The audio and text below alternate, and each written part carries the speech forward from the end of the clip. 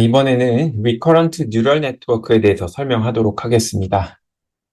본 섹션에서는 이제 먼저 간단하게 Recurrent Neural Network에 대해서 설명하고 Sequential 데이터에 이를 적용하는 예제들을 살펴보도록 하겠습니다. 그리고 언제, 어떠한 종류의 데이터에 딥러닝을 사용하는 것이 좋은지에 대해서 간단하게 설명하고 마지막으로 Interpolation, 그리고 Double Descent에 대해서 설명하도록 하겠습니다. RNN이라고 불리는 Recurrent Neural Network는요, 시퀀스가 있는 어떤 순서가 있는 데이터에 적용하기 적합한 모델이라고 할 수가 있습니다.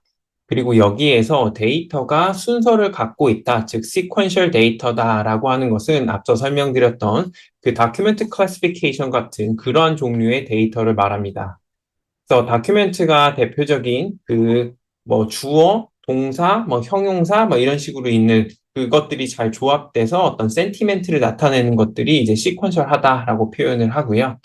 그 밖에도 이제 시간에 따라서 기상, 온도나 습도가 변하는 거, 혹은 시간에 따라서 그 주가가 변하는 데이터, 그리고 우리가 말을 하는 것도 이제 다큐멘트와 굉장히 비슷하겠죠? 그래서 연설 또는 음악도 마찬가지일 거고요. 그리고 마찬가지로 그림도 똑같습니다. 이게 대표적인 시퀀셜 데이터라고 할 수가 있습니다. 자, RNN은 이제 데이터의 이러한 순차적인 특성을 고려한 모델을 구축하고, 이제 과거에 등장했던 단어가 무엇이냐, 과거에 등장했던 그런 음이 무엇이냐, 이런 메모리를 구축해서 이제 프레딕션을 하는데 굉장히 유용하다고 할 수가 있습니다. 그래서 우리 이제부터는 각 observation에 대한 특성을 벡터의 연속인 이제 x라고 표현을 하도록 하겠습니다. 여기에서 제가 set처럼 표기하긴 했는데 이게 이제 순서를 가진 x1이 x2보다 먼저 등장하고 x2가 x3보다 먼저 등장하고 같은 의미로 xl은 맨 마지막에 등장하는 단어 이런 식으로 받아들이시면 될 것 같습니다. 먼저 RNN의 구조, 아키텍처부터 설명하도록 하겠습니다. 기본적으로 RNN은 뉴럴 네트워크의 일종이기 때문에 여기 인풋 레이어가 있는 거 볼 수가 있고 이쪽이 인풋 레이어, 그 다음에 액티베이션, 히든 레이어에 해당하겠죠? 그리고 아웃풋 레이어 이런 식으로 아키텍처를 가지고 있습니다. 자, 여기에서 히든 레이어는 벡터의 시퀀스로 이루어져 있고요. 인풋은 XL이고 이전 히든 액티베이션을 그대로 정보를 받아서 아웃풋을 이제 내보낸다고 보시면 돼요. 그래서 여기에서 액티베이션을 구성하고 마찬가지로 두 번째 액티베이션은 두 번째 데이터에서만 나가는 게 아니라 첫 번째 액티베이션에도 영향을 받고 세 번째 액티베이션은 이 두 개의 이 X1, X2로 정보를 받아서 만든 액티베이션 2에서 정보를 받아서 액티베이션 3를 구성하고 이런 식으로 시퀀셜하게 액티베이션이 구성된다고 볼 수가 있습니다. 그래서 이제 최종적으로 맨 마지막에 있는 우리가 이제 예측하고자 하는 대상은 실질적으로 모든 X들의 정보를 받아서 예측을 한다라고 보시면 돼요. 자, 이제 매 스텝 시퀀스마다 여기에서 우리는 어떤 웨이트가 필요합니다. W와 B가 있겠죠? 이거는 이제 앞서 설명했던 노테이션들이랑 일치하니까 그건 설명 넘어가도록 하고요. 하지만 여기에서 첫 번째 액티베이션을 구성할 때 썼던 웨이트랑 두 번째 액티베이션을 구성할 때 썼던 웨이트, 그리고 다 똑같고 마지막에 했던 그 웨이트들도 모두 똑같다고 할 수 있습니다. 자, 이로 인해서 이름이 이제 recurrent, 이제 뉴럴 네트워크, 이 recurrent가 이러한 의미로 이제 붙여졌다고 보시면 됩니다. 자, 그리고 이제 AL은요, 이 액티베이션 L은 이제 각 요소 XL이 처리될 때 업데이트되는 반응에 대한 이발빙 모델을 나타낸다고 또 해석을 할 수가 있습니다. 자, 이번에는 RNN 구조를 조금 더 자세하게 살펴보도록 하겠습니다. 자, 인풋 레이어에 해당하는 이 데이터는 우리가 유니베리에이트라고 생각을 해볼 수도 있지만 여기에서는 P개의 컴포넌트를 가진 멀티베리에이트라고 생각을 하도록 하겠습니다. 그 다음에 액티베이션도요, 마찬가지로 K개의 컴포넌트를 가진다라고 가정을 하도록 하겠습니다. 자, 그렇게 되면 이제 히든 유닛 AL의 K번째 컴포넌트 ALK는요, 이제 기존에 설명했던 그 뉴럴 네트워크 그 방법을 그대로 따라가게 되는데 이 non-linear function of G of 그 안에 들어가 있는 거는 linear combination of X라고 둘 수가 있습니다. 근데 그전 설명드렸던 싱글 레이어 뉴럴 네트워크와 다른 점이 있다면 RNN은 이 액티베이션을 구성할 때 그 전 단계의 액티베이션이 반영된다라고 말씀드렸잖아요. 그렇기 때문에 이쪽 파트에 그 전 단계의 액티베이션 내용이 이렇게 들어가게 됩니다. 자, 그리고 액티베이션이 다 되면 우리가 최종적으로 원하는 것은 마지막 단계의 아웃풋 레이어 이거잖아요.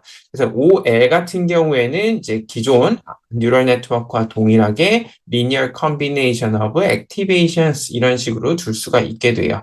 자, 이건 타이포고요. K는 1부터 라지 K 이렇게 쓸 수가 있습니다. 자, 그러면 우리가 여기 있는 파라미터를 좀 더 설명을 드릴 건데요. 요 베타, 이 W들은요, 인풋 레이어에 대응하는 웨이트라고 줄 수가 있고, 여기 있는 UKS는 히든 투 히든 레이어에 대응하는 웨이트, 그 다음에 여기 있는 베타들은 이제 아웃풋 레이어에 대응하는 웨이트, 이렇게 줄 수가 있게 됩니다. 자, 그리고 여기 있는 G는요, 액티베이션 펑션인데, 이거는 앞서서 우리가 사용했던 렐루 같은 것들 있죠? 이제 그거를 그대로 사용한다고 보시면 됩니다. 자, 지금까지 설명했던 RNN을 다큐멘트 클래시피케이션 예제를 통해서 다시 한번 또 설명을 하도록 하겠습니다. 이 다큐멘트 피처는 단어 시퀀스 WL이 1부터 L까지 있다라고 할 수가 있습니다. 뭐 예를 들어서 여기 있는 것처럼 This is one of the best films 하면은 W1 같은 경우에가 this가 되고요. is가 다음이 W3가 1, W4가 of 뭐 이런 식으로 된다는 뜻이에요.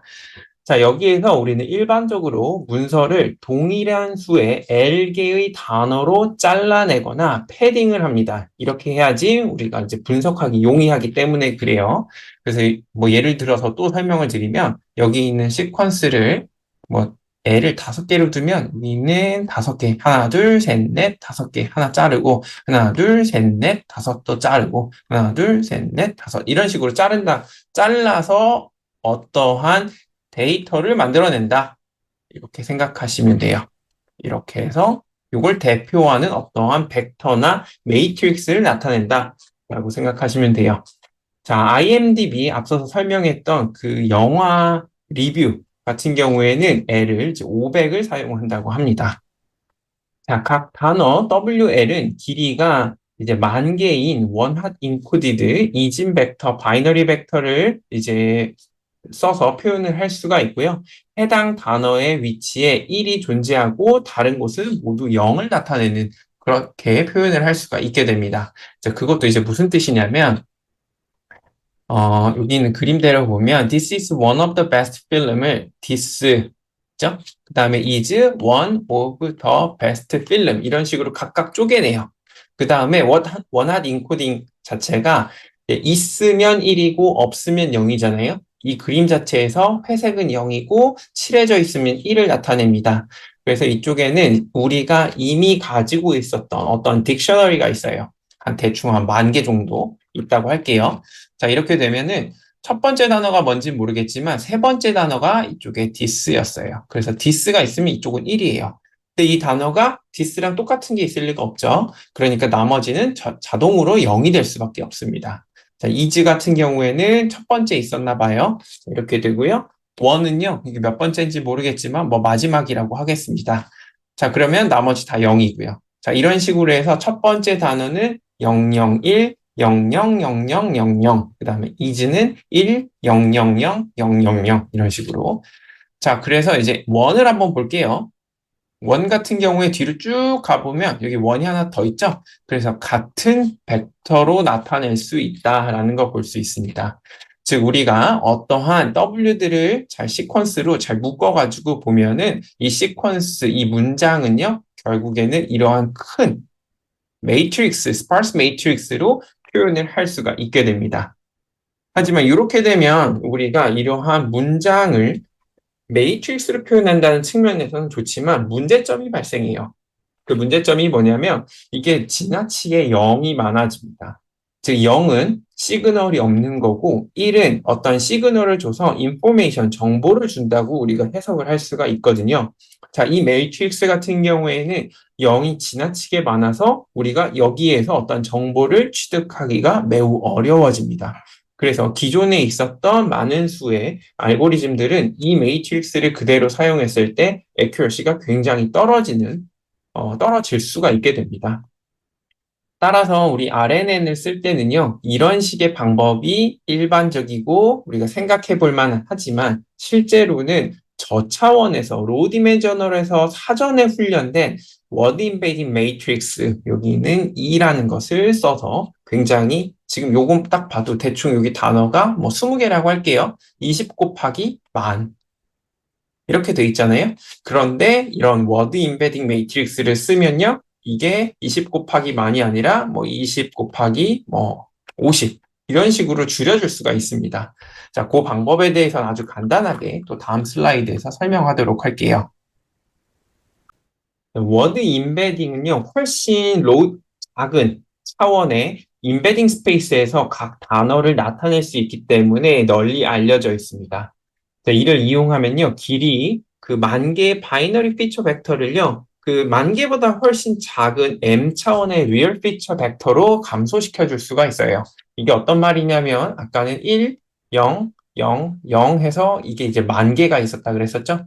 1 곱하기 10K 였다면 이것을 0.1, 0.7, 뭐 0.3 이렇게 해서 1 곱하기 3 벡터 실제로 이렇게까지 줄진 않아요. 하지만 이렇게 줄여주는 어떤 벡터로 표현할 수 있다는 뜻이에요. 그래서 이것도 예를 또 들면은 캣이라는 단어가 있다고 할게요. 자, 이 캣이라는 단어를 하려면 실제로 1 곱하기 10K 이렇게 표현을 해야겠죠? 그런데 이제 그 워드 임베딩을 쓰면은 이거를 0.2 마이너스 0.4 뭐 0.7 뭐 이렇게 표현을 할 수가 있고요. 그 다음에 도그 이거 같은 경우에는 0.0, 0.6, 마이너스 0.1 뭐 이렇게 또 표현을 할 수가 있게 됩니다. 자, 워드 임베딩 매트릭스에 대한 학습은요. 레이블이 달린 문서가 있는 경우 뉴럴 네트워크를 잘 훈련해서 최적화의 일환으로 임베딩 레이어 2를 만들어내는 것이라고 볼 수가 있고요. 자, 이렇게 이미 학습된 2를 사용한다는 측면은 앞서 우리 이미지 분석에서도 이런 비슷한 거 했다고 했었잖아요. 자, 그게 이제 웨이트 프리징이라고 이렇게 알려져 있습니다. 용어가 똑같습니다. 자, 대용량의 우리가 문서 코퍼스를 이제 주성분 분석, 그 Principal Component Analysis를 통해서 이제 이미 만들어 놓은 것들이 있거든요. 그게 이제 대표적으로 워드2백이 있고요. 그 다음에 글로브가 있습니다. 이게 일반적으로 이제 많이 쓰는 워드 임베딩, 사전 훈련 임베딩이라고 볼 수가 있습니다.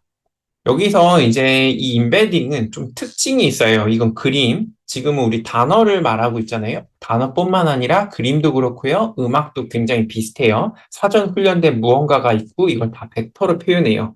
근데 그 모든 것들은요. 굉장히 유사한 특징이 하나 있는데 그게 어떤 거냐면 예를 들어서 우리가 이제 우먼이라는 단어가 있다고 하고 이거 워드 임베딩 방법으로 이걸 어떤 벡터로 표현을 할 수 있다고 생각을 해볼게요. 그 다음에 같은 방법으로 man이라는 단어가 있고 이것도 벡터로 표현할 수 있다고 할게요. 편의상 이렇게 빼면 벡터 빼기 벡터니까 벡터로 표현이 되겠죠? 편의상 이거 1, 0, 0이라고 둘게요. 자, 그러면 이 두 단어의 차이는 하나는 남자고 하나는 여자다. 그러니까 성별의 차이다. 라는 거 알 수 있죠? 자, 그래서 똑같은 방법으로 우리가 word, 이번에는 ant, 이모가 있고, 그 다음에 uncle이 있다고 할게요. 둘의 차이는 뭐죠? 마찬가지로 성별의 차이예요. 가족 구성원에서 성별의 차이죠? 자, 이러면 똑같이 1, 0, 0은 아니더라도요. 굉장히 유사한 어떠한 벡터가 또 나오게 되고요. 마찬가지로 워드, 퀸이 있고 킹이 있다고 생각을 해볼게요. 자, 이렇게 해도 이것도 성별의 차이죠?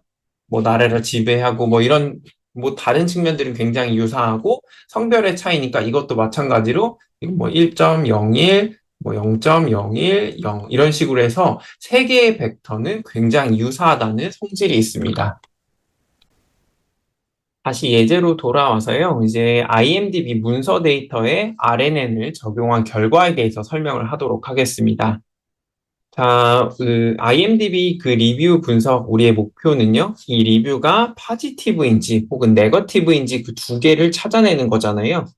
그래서 이제 방금 설명한 대로 RNN을 적용을 할 건데, 그냥 바이너리 그 매트릭스를 쓰는 게 아니라 그 임베딩 매트릭스 2를 잘 골라서 사용했다라고 가정을 하겠습니다. 자, 이런 경우에는 우리 76%의 이제 정확률을 얻었는데, 하지만 이게 우리가 원하는 수준은 아니죠. 이제 4번 하면 한 번은 틀린다는 뜻이잖아요. 따라서 이제 기존의 아주 심플한 RNN, 방금 설명했던 것들이 다 심플한 거예요. 이런 RNN 말고요. 조금 더 복잡한 RNN을 적용시켜 보도록 하겠습니다. 그래서 일반적으로 또 이것도 많이 쓰는 테크닉인데요. LSTM이라고 해서 롱텀 메모리를 이제 이용하겠다라는 뜻입니다. 그래서 여기에서 메모리가 무슨 뜻이냐면 우리 앞서 설명했던 아키텍처에서 보면 A1 액티베이션에서 A2로 가고 A3로 가고 사실 A1이 A2한테 영향을 줬고 A2가 A3에게 영향을 줬기 때문에 간접적으로 A1이 A3를 구성하는데 지금 도움을 주고 있는 상태예요. 하지만 직접적인 효과는 아니잖아요.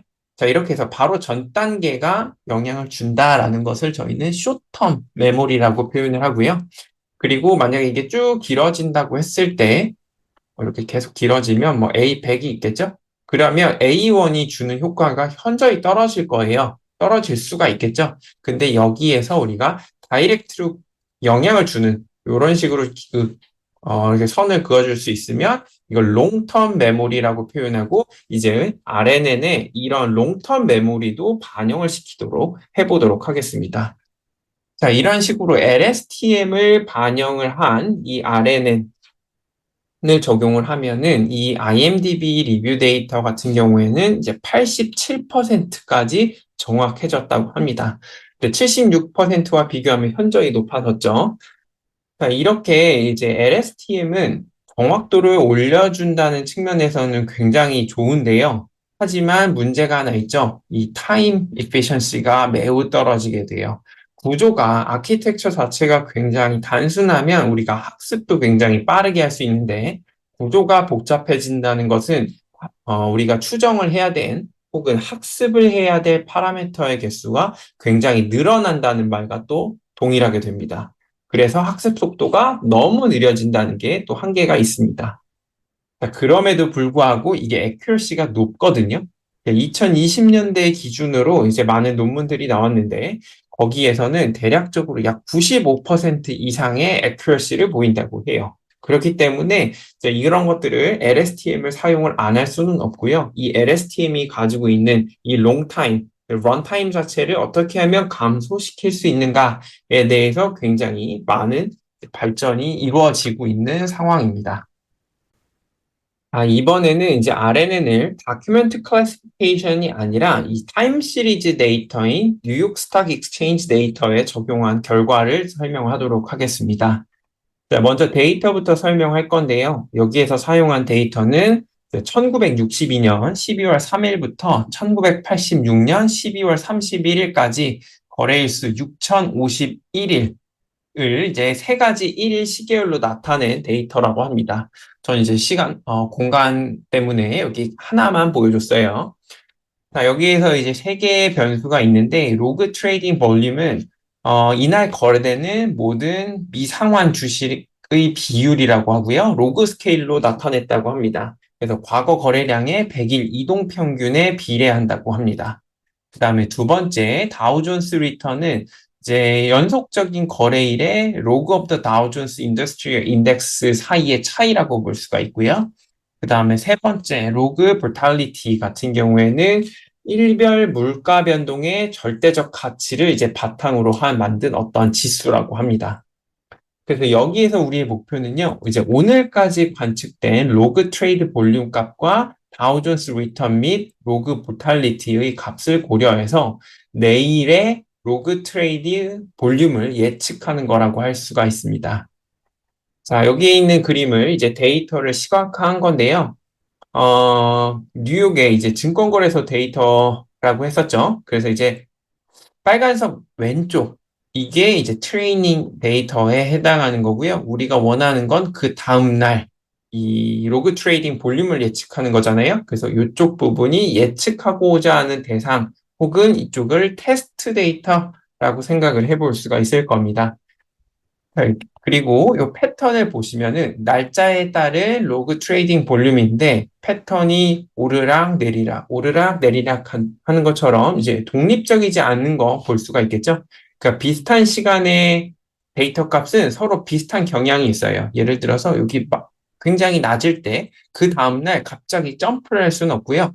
여기에서 오르락 내리락 어느 정도 비슷한 거죠. 추세선으로 보면 이런 식으로 볼 수가 있겠죠? 그래서 바로 전날에 굉장히 영향을 받는구나, 이걸 볼 수가 있습니다. 자, 이러한 경우 우리는 이 시리즈 자체가 오토 코릴레이션을 나타낸다라고 말을 할 수가 있게 됩니다. 자, 그럼 오토 코릴레이션은 무엇이냐라고 한다면 오토 코릴레이션 at log L 같은 경우에 이제 L이 만약에 1이라고 한다면 그리고 변수를 VT-L이라고 V1, V2, V3, 뭐 V10 이런 식으로 줄게요. 자, 이렇게 해서 L이 1인 경우에는 이제 correlation of V1, V2 차이가 딱 1만큼 나죠? 그 다음에 correlation V9, V10 뭐 이런 식의 결과를 나타내고요. 만약에 L이 3이라고 줄게요. 그렇게 되면 이제 3만큼 차이 나는 2, 3, 4 V7이면 네, V10. 자, 여기 코릴레이션들을 오토 코릴레이션 at leg 3라고 표현을 한다고 이해하시면 됩니다. 자, 여기 있는 그림으로 다시 또 돌아가 볼게요. 자, 여기서 보시면은 이제 레그가 1인 경우에 레그가 0이면 당연히 코릴레이션 자기 자신이니까 코릴레이션 1이겠죠? 그래서 의미가 없는 정보고 레그가 1인 경우에 오토 코릴레이션이 대략적으로 0.7 정도 되죠? 이 정도 되죠? 그리고 0.5 정도 또 나오고 레그 2가 그래서 바로 그 다음 시점 예를 들어서 제가 뭐 10일 요 값을 예측하고 싶어요. 근데 이 값은 누구와 가장 유사해요? 선형적으로 유사한 게 바로 전 타임이죠. 그래서 V10, 10일째 로그 볼륨을 우리 예측하는데 필요한 변수는 이제 9일차 로그 볼륨이다. 마찬가지로 이 레그 2의 오토 코릴레이션도 굉장히 높은 거 0.5인 거 볼 수 있죠? 그래서 아마도 V8도 예측을 하는데 중요할 것이다 라는 것을 이 오토 코릴레이션 플롯이 지금 보여주고 있습니다.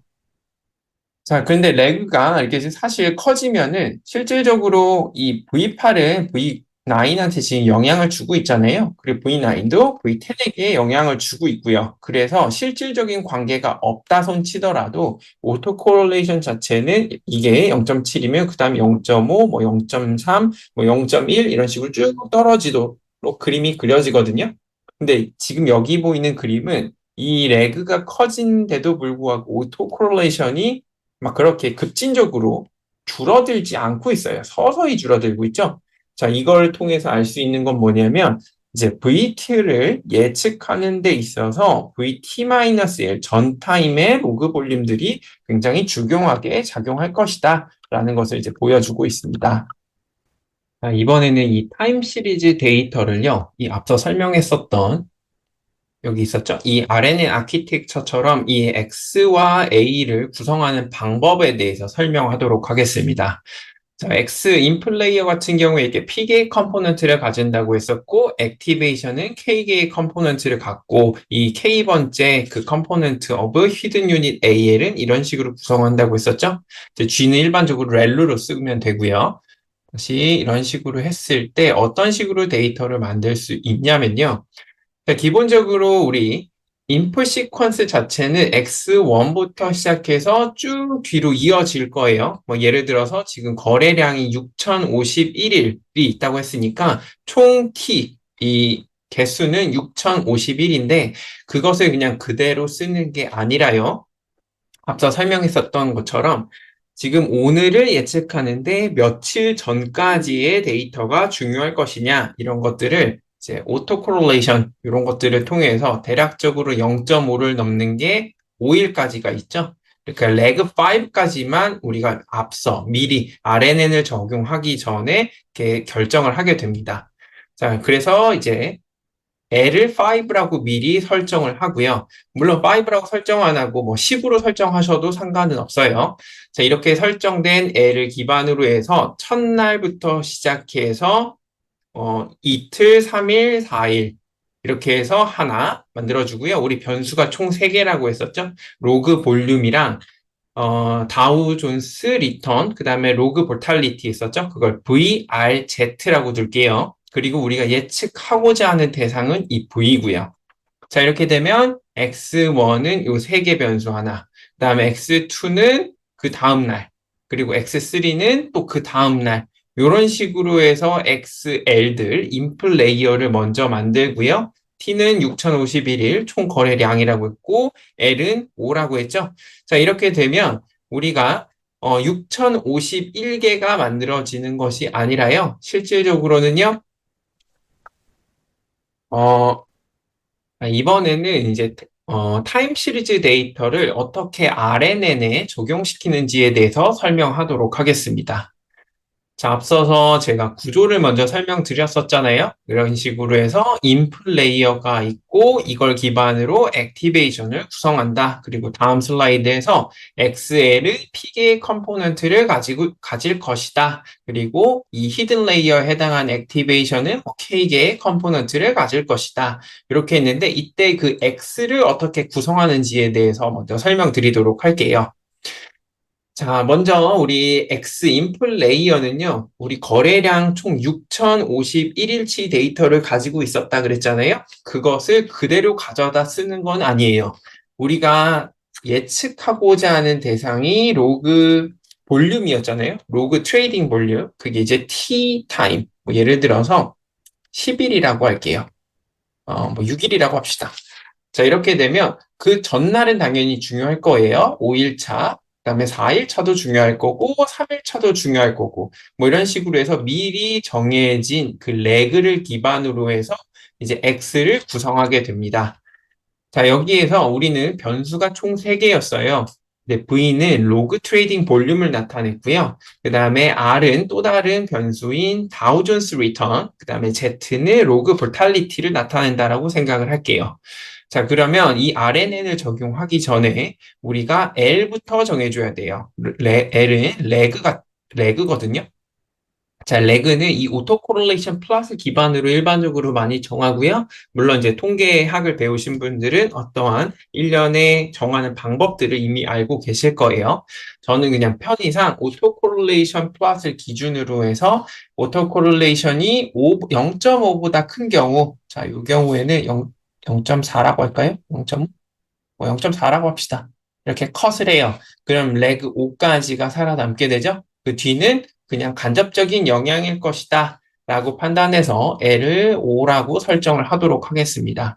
물론 여러분들은 다른 스레숄드를 가지고 이제 더 작은 레그나 더 큰 레그를 쓰셔도 무방해요.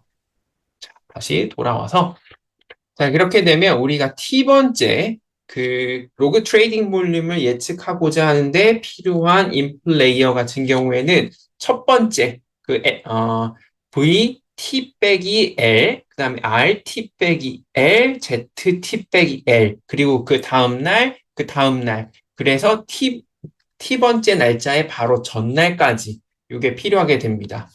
자, 앞서 데이터 설명할 때 제가 총 6051일이 있었다고 했었잖아요. 근데 레그가 지금 5예요. 그러니까 우리가 가질 수 있는 XY 페어는요, 여기서 5 뺀 6041 페어를 가질 수 있게 됩니다. 네, 이 6046을요, 일부는 트레이닝 셋, 일부는 테스트 셋으로 나눌 수가 있게 되고, 그 다음에 그 히든 유닛, 그 개수는 이것도 마찬가지로 여러분들이 사전에 정할 수가 있겠죠? 그래서 K는 12라고 가정을 하도록 하겠습니다. 자, 그 안에서 이제 파라메터를 먼저 추정을 한 다음에 이제 결과를 볼 수가 있을 텐데요. 파라미터 추정 같은 경우에는 이제 앞서서 간단한 개념들을 다 설명했으니까 그 부분은 넘어가도록 하고 여기 있는 결과만 설명하도록 하겠습니다. 이 결과 같은 경우에는 이 까만색이 실제로 관측된 값이고 이 주황색이 우리가 예측한 값이라고 합니다. 자, 보시면은 검은색과 주황색 선들이 어느 정도 일치하는 거 볼 수가 있어요. 물론 이런 부분은 혹은 또 이런 부분들은 지금 제대로 캐치를 못 해내고 있죠. 하지만 일반적으로 대체적으로 잘 예측을 하고 있다라는 거 볼 수가 있고 R 스퀘어를 우리가 계산을 해보니까 0.42 정도 나왔다라는 것을 볼 수가 있습니다. 자, 여러분들이 이제 이런 시계열 데이터, 특히나 이제 주가 데이터를 예측을 해보신 분들은 다 AR 모델이라고 불리는 오토 리그레션 모델을 다 아실 거라고 생각해요. 자, 지금까지 설명했던 RNN은 이 오토 리그레션 모델과 굉장히 이 AR 모델과 굉장히 유사하다고 볼 수가 있습니다. 자, 일반적으로 AR 모델 같은 경우에는 이제 Y를 이런 식으로 설정하고 그 다음에 프리딕터에 해당하는 그 데이터 매트릭스를 이런 식으로 설정을 할 수가 있겠죠. 사전에 우리가 L을 골랐다고 한다면요. 그래서 모델 자체는 AR 모델은 VT는 베타 0 더하기 베타 1 곱하기 바로 전날 그리고 그 전전날 그리고 L 전날 L만큼 떨어진 날의 리니어 컨비네이션을 통해서 예측을 할 수 있게 됩니다. 하지만 이게 구조적으로는 비슷한데요. 그 내용적으로 보면 조금 차이가 있습니다.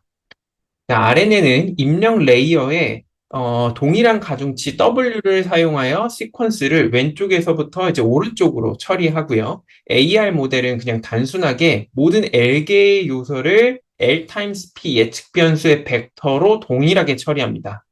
자, 이 과정은 이제 뉴럴 네트워크 문서에서 이 플래트닝이라고 하거든요. 그래서 이제 RNN은 시퀀스를 따라서 정보를 전달하는 숨겨진 레이어 활성화 함수 액티베이션 AL을 포함하고 추가적으로 비선형적인 관계를 캐치하기 위해서 뭐 G라는 펑션을 도입을 합니다. 하지만 AR 모델은 그런 게 없죠. 그런 거에서 큰 차이가 있다고 할 수 있습니다. 자, 이번 강의에서는 이제 RNN의 간단한 그 아키텍처를 설명했고요. 그 다음에 RNN이 어떤 식으로 작동하는지에 대해서 설명을 했습니다. 그 이후에 RNN을 이제 두 가지 예제에 적용을 시켰는데요. 첫 번째가 IMDb 그 데이터, 그 Document Classification Problem에도 적용을 해봤고요. 그 두 번째는 그 뉴욕에 있는 주가, 그 로그 트레이딩 볼륨을 예측하는 데 쓰이는 그 타임 시리즈 포캐스팅에도 사용을 해봤습니다. 자, 그대로 우리가 RNN을 적용을 하면 결과가 그렇게 좋지 않아서 우리가 특별한 어떠한 그 테크닉들을 구사를 했는데요. 그 중에 대표적인 게 이제 워드 임베딩, 그리고 두 번째가 LSTM, 그 다음에 이제 타임 시리즈 같은 경우에서는 이제 오토 코릴레이션을 이용해서 그 레그를 찾는 방법에 대해서 또 설명을 했습니다. 이제 워드 임베딩이 조금 더 중요하니까 조금 더 설명을 드리면요. 이제 시퀀스 투 시퀀스 학습을 사용하여 문장의 의미를 캡처하고 이제 강의 요약하도록 하겠습니다. 자, 이번 강의에서는 기본적인 RNN의 아키텍처를 설명했고요. 그 다음에 RNN이 어떠한 종류의 데이터에 적용되는지 그리고 어떻게 작동하는지에 대해서 예를 들어서 또 설명을 했습니다. 자, 여기에서 사용한 예는 크게 두 가지가 있는데, 이제 Document Classification Problem에 해당하는 IMDb 데이터, 그 다음에 Time Series Forecasting에 해당하는 뉴욕 주가 예측 데이터라고 할 수가 있습니다. 자, 우리가 RNN을 그대로 사용을 하면, 근데 결과물이 그렇게 좋지는 않았어요. 그래서 특별한 테크닉들을 좀 소개를 했는데요. Document Classification 같은 경우에서는 이제 Word Embedding, 을 설명을 드렸었고, 그 다음에 LSTM도 설명을 했습니다. 그 다음에 Time Series Forecasting 같은 경우에서는 이제 지금 예측하고자 하는 것과 시간이 얼마만큼 떨어졌을 것까지 우리가 고려를 해야 되느냐, 요걸 이제 결정하기 위해서 오토 코릴레이션 개념을 설명을 했고요. 이제 마지막으로 오토 리그레션과의 차이점이 무엇인지도 아주 간단하게 또 설명을 했습니다. 자, 우리가 지금까지 설명했었던 이 RNN은요, 인풋과 아웃풋이 어떤 히든 유닛을 이제 공유한다는 측면에서 이런 걸 이제 sequence to sequence learning이라고 부르고, 자, 이게 이제 language translation에서 굉장히 큰 발전을 이루었다고 합니다. 그래서 일상에서 사용하는 이제 많은 모델들, 구글 번역기, 혹은 뭐 바드, 이런 높은 기술력을 가진 엔지니어 팀이 이미 개발해 놓은 것이 굉장히 많거든요. 그 최첨단 아키텍처들이 이미 공유가 되어 있습니다. 그래서 여러분들은 이제 그런 것들을 사용해서, 물론 컴퓨팅이 문제긴 해요. 하지만 그런 것들을 활용을 해서 이제 다양한 문제들을 풀 수 있을 거라고 생각을 합니다. 이번에는 이제 딥러닝을 언제 사용하는지 알아보도록 하겠습니다. 좀 더 자세하게 말하면 지금까지 설명한 CNN이랑 RNN이 어떠한 경우에 사용하면 더 유익한 것인지에 대해서 예를 들어서 설명할 거고요. 또 어떠한 경우에 앞서 배웠던 리니어 모델 혹은 뭐 랜덤 포레스트들이 더 사용하기 좋은지 그런 케이스들을 또 설명하도록 하겠습니다. 자, 그리고 나서는요, 이제 데이터 인터폴레이션, 즉 이제 오버피팅이라고 보통 하죠. 그 인터폴레이션을 해도 좋은 모델이 나오는 경우가 있는데 이걸 저희는 더블 디센트라고 부릅니다. 이 더블 디센트에 대한 개념을 설명을 하고 또 추가적인 내용을 또 소개하도록 하겠습니다. 10.7 When to use Deep Learning 바로 시작하도록 하겠습니다. 지금까지 설명했던 CNN 같은 경우에는요, 그 이미지 클래시피케이션, 그 이미지 분류 및 모델링에서 엄청나게 이제 성공을 거두었고요. 의료 진단에 이제 사용되기 시작을 했습니다. 또 예를 들어서, 이 디지털 이제 가슴 촬영, 안과, 뭐 뼈, MRI 스캔, 뭐 디지털 X선 스캔 등을 다 CNN을 통해서 이제 분석을 하기 시작을 했고요. 그다음에 RNN 같은 경우에는 이제 시퀀셜 데이터에 적용이 돼서 애큐러시가 굉장히 높였다고 설명드렸으니까 이건 이제 음성 모델링 그리고 언어 번역 그리고 뭐 언어 어떤 단어가 다음에 나올지 그런 예측 같은 경우에 굉장히 큰 성공을 거뒀습니다. 자, 이것만 본다면 이제 모든 데이터셋에다가 전부 다 CNN이랑 RNN만 적용하면 애큐러시를 더 높일 수 있지 않을까라는 생각을 할 수가 있는데 실제로는 그렇진 않습니다. 자, 이 질문에 대답하기 위해서 이제 앞서 우리 교재 앞에서 사용했었던 히터 데이터셋을 이용해서 또 설명하도록 하겠습니다. 히터 데이터 같은 경우에서는요, 이제 선수들의 샐러리를 예측하는 게 주요 목표잖아요. 그래서 이제 샐러리, 그 연봉을 예측을 할 건데요. 그 트레이닝 셋이랑 테스트 셋이랑 일단 두 개로 나눠서 학습을 하고 나서 다양한 방법론 중에 우리는 여기에서 처음으로 리니어 모델을 적용할 거고 이때 총 19개의 프리딕터를 사용을 할 겁니다. 그래서 한 개는 인터셉트니까 number of parameter는 이제 20개가 될 거고요. 그 다음에 이제 프리딕터 중에 일부는 샐러리를 예측하는데 큰 도움이 되지 않을 수 있기 때문에 우리 라쏘에서는 적절한 레귤러라이제이션 파라미터를 사용해서 12개의 파라미터만 이용한 모델을 사용하도록 하겠습니다. 그리고 뉴럴 네트워크 같은 경우에는 이제 원 히든 레이어만 사용하고 64개의 렐루를 사용하는 그 결과를 쓸 건데요. 이 경우에 넘버 오브 파라미터는 1400여 개 정도가 될 겁니다. 그 다음에 마지막으로 릴렉스드 라쏘라고 해서 라쏘의 업그레이드드 버전이라고 볼 수가 있는데요. 이 내용은 설명을 하진 않았지만 요것도 이제 사용을 해보도록 하겠습니다. 이런 경우에 보면은 파라미터의 개수만 비교해보면 릴렉스드 라쏘가 5개로 가장 심플한 모델이라고 할 수가 있고 라쏘 같은 경우에는 12개로 그 다음 이제 심플한 모델 그 다음에 리니어 모델이 20개로 그 다음에 뉴럴 네트워크는 가장 복잡한 모델 해석이 굉장히 어려운 모델이라고 할 수가 있습니다. 자, 테스트셋에서의 mean absolute of error 같은 경우에 보면은 작으면 작을수록 좋잖아요. 자, 이 경우에 이제 빨간색 224가 가장 작은 숫자로서 relaxed lasso 가장 simplest 모델이 가장 좋은 성능을 내는 거 볼 수가 있습니다. 자, 릴렉스 라쏘를 쓰지 않더라도 그 다음 작은 숫자는 라쏘가 가지고 있는 252.3입니다. 그래서 라쏘 마찬가지로 심플한 모델이 이 테스트 셋에서의 애큐러시가 더 좋다라는 거 저희가 볼 수가 있습니다. 자, 이것만 보면 알 수 있듯이 파라미터의 개수가 굉장히 많은 CNN, RNN, 뉴럴 네트워크 같은 것들이 모든 데이터셋에서 언제나 액큐러시가 다른 방법에 비해 좋다라고는 할 수 없는 것을 이게 보여준다고 할 수가 있습니다. 자, 그러면 히터 데이터와 이제 앞서서 저희가 CNN이랑 RNN의 장점을 설명했었던 데이터, 그 뉴욕 스탁 마켓 데이터랑 IMDb 리뷰 데이터와 차이점이 뭐냐부터 설명을 하도록 하겠습니다. 일단 이제 뉴럴 네트워크가 굉장히 정확하다라고 하는 것은요.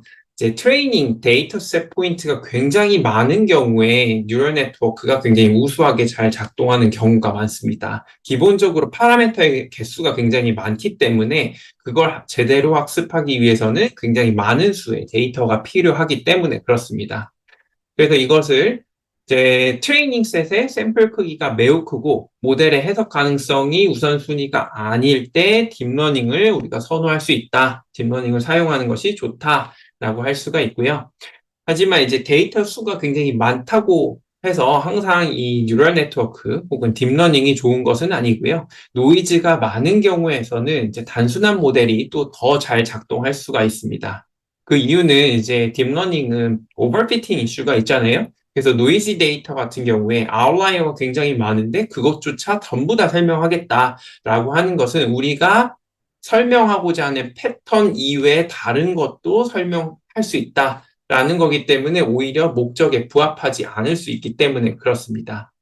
그래서 예를 들어서 또 설명을 하면 그 뉴욕 스탁마켓 데이터 예측 같은 경우에 RNN이 굉장히 좋다는 거 설명을 드렸었죠. CNN도 RNN이 굉장히 좋다고 설명을 했었는데 이제 AR5 모델도 그에 못지않은 좋은 이제 애큐러시를 보였고요. 그다음에 IMDb 리뷰 데이터 같은 경우에서도요. 이제 RNN이 굉장히 좋지만 이제 GLMNet을 이용한 리니어 모델, 그러니까 로지스틱 리그레션 with lasso penalty 뭐 이런 것들도 마찬가지로 굉장히 좋은 액큐러시를 보였다라는 걸 이제 설명드렸습니다. 그 이유는 이 데이터들이 둘 다 노이지하기 때문에 이제 심플러 모델인 AR5랑 리니어 모델이 좋다라고 해석을 할 수가 있습니다.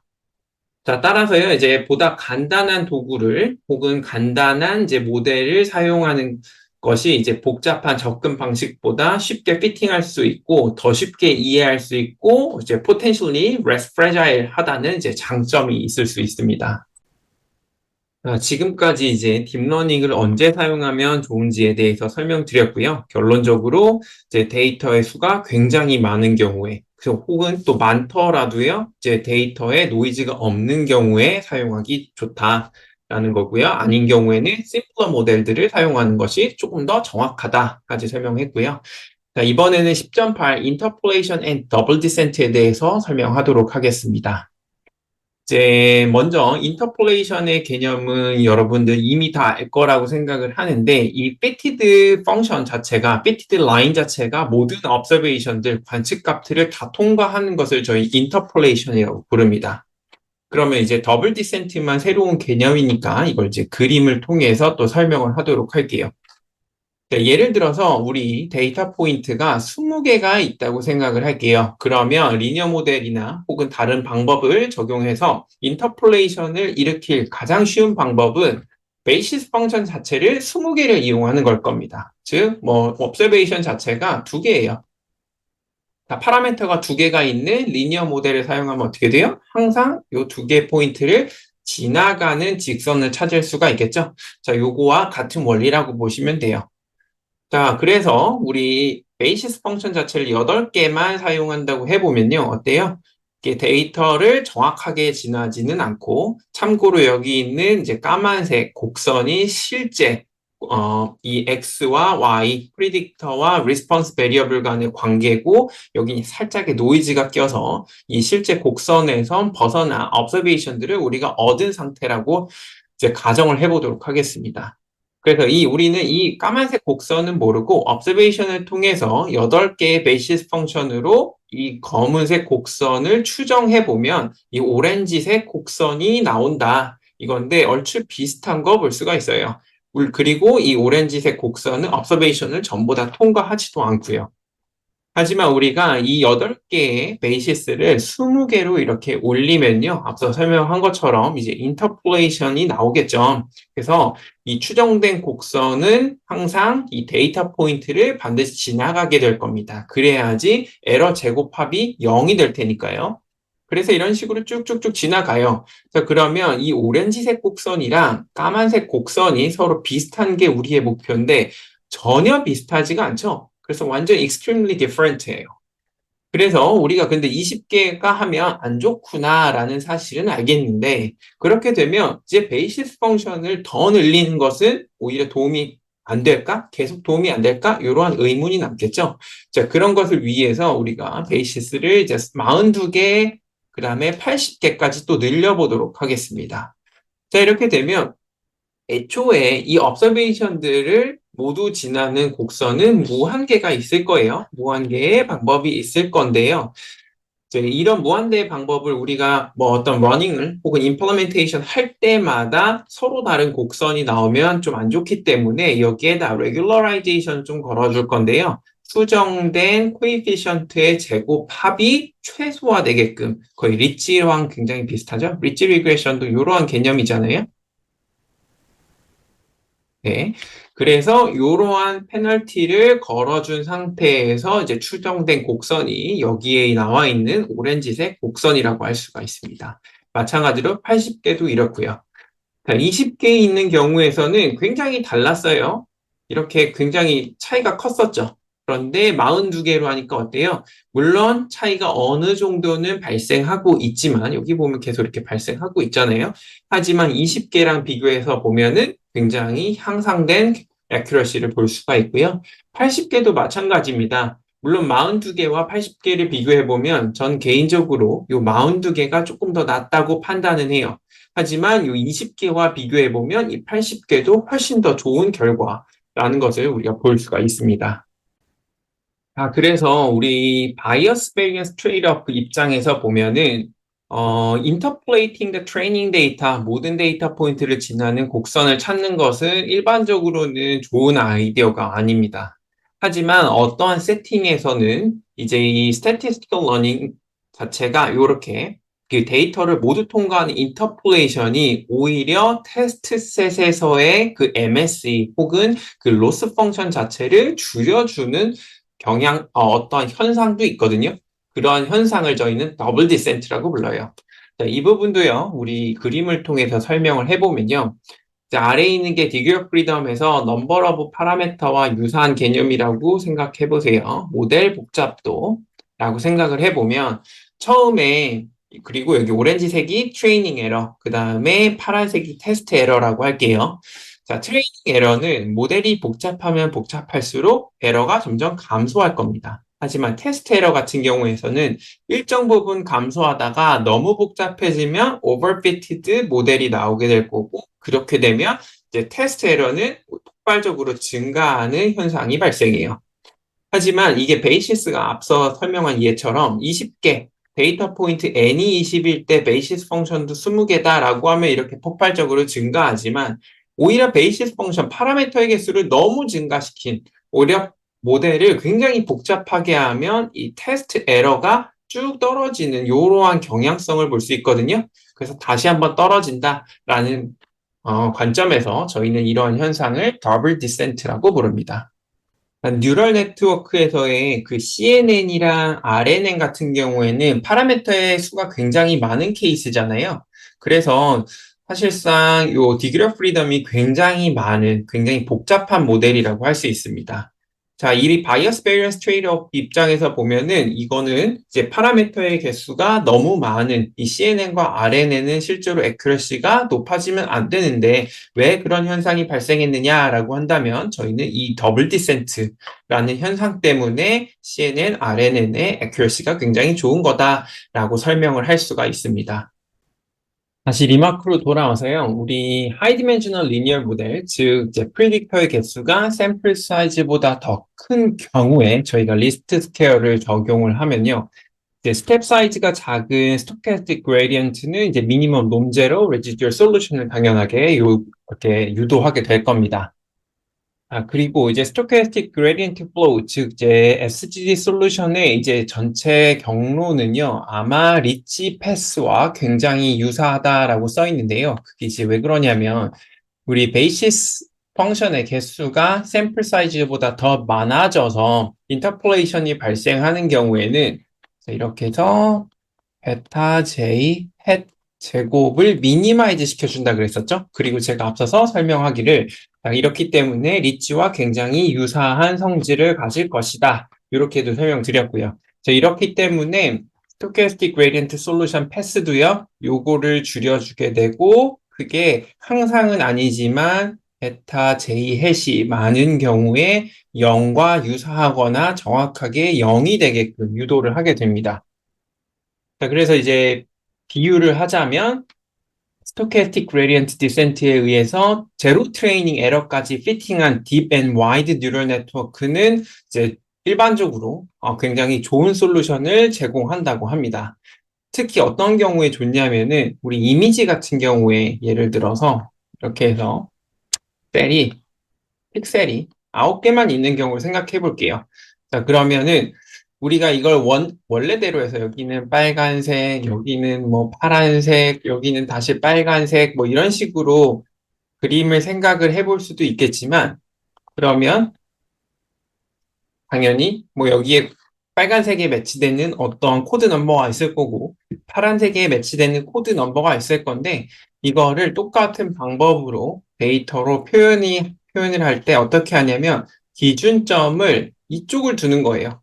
자, 여기 빨간색을 기준으로 두자. 그리고 오른쪽은 파란색이니까 플러스 1. 딱 이 기준점보다 얼마만큼 다른지. 그럼 이쪽은 0이 되겠죠? 다시 플러스 1. 0, 0, 0, 플러스 1, 플러스 1. 뭐 이런 식으로 둘 수 있을 거예요. 이미지 같은 경우에는 뭐 굉장히 두껍게 표현을 하자면 우리가 뭐 이런 식으로 거의 같은 색들이 이렇게 계속해서 나열이 되겠죠? 그러니까 많은 경우에 픽셀들이 거의 다 제로일 가능성이 높습니다. 자, 이런 경우에는 우리가 실제로 이 베타, 추정해야 될 대상인 이 베타 값을 0으로 두는 것은 이제 true solution을 찾았다라고 표현할 수 있기 때문에 이런 경우에 이제 이 와이드하고 딥한 뉴럴 네트워크가 작동이 잘한다라고 설명을 할 수가 있습니다. 이제 전체적인 강의를 요약을 해보면 이제 앞서서 CNN과 RNN은 굉장히 많은 케이스에서 기존의 모델보다 데이터를 분석하는데 더 좋은 방법임은 사실이지만 특정한 경우 트레이닝 데이터셋이 작거나 노이즈가 굉장히 많은 경우에는 심플러 모델들이 조금 더 좋을 수 있다. 또 하나는 이제 CNN과 RNN 같이 이제 파라미터의 수가 굉장히 많은 복잡한 모델은 실질적으로 바이어스 베리언스 트레이드오프라는 개념으로 봤을 때는 이게 테스트 셋에서의 에러를 줄여줄 수가 없는데 실제로는 줄여주고 있죠. 그러한 현상을 설명하기 위해서 더블 디센트라는 개념을 또 설명을 했습니다.